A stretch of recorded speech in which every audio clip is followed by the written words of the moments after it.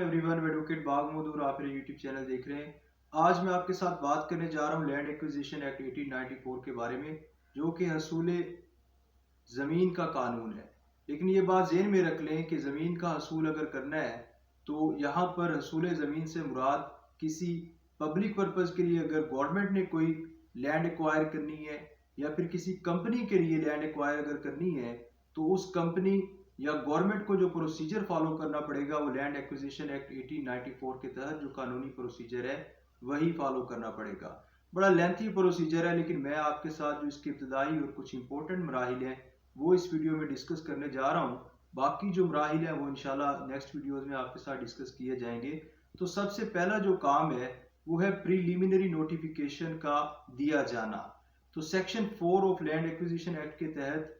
अगर किसी collector of A district को ये लगता है कि किसी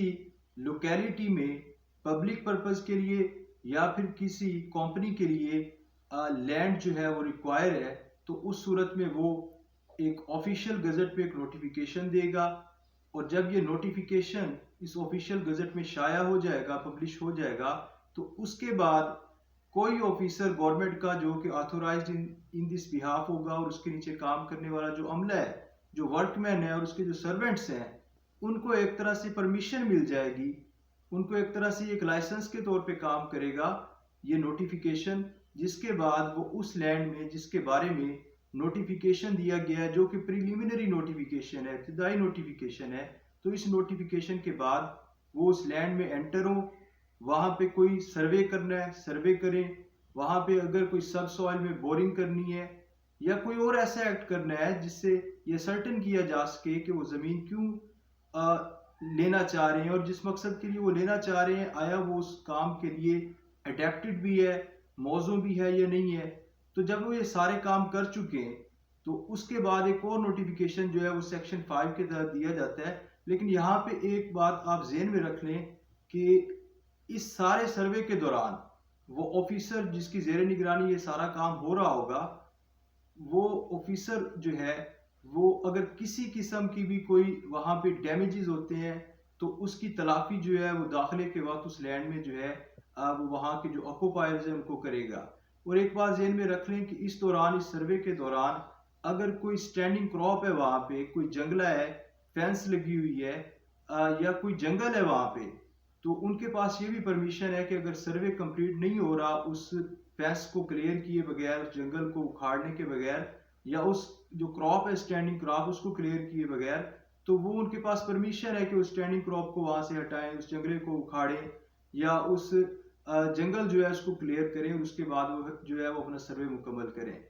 तो ये सर्वे जो है वो वहां पे मुकम्मल करेंगे और उनके पास ये अथॉरिटी है।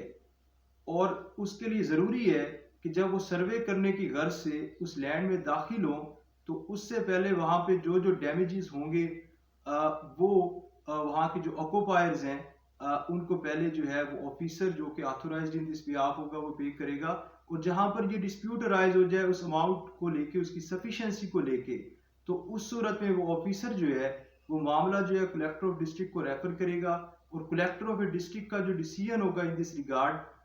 वो फाइनल होगा। यहाँ पर एक एक्सेप्शन है कि अगर उस ज़मीन में जिसका हसूल जो है गवर्नमेंट करना चाहती है किसी पब्लिक पर्पज़ के लिए, मफाद आमा के काम के लिए या फिर किसी कंपनी के लिए, अगर वो ज़मीन जो है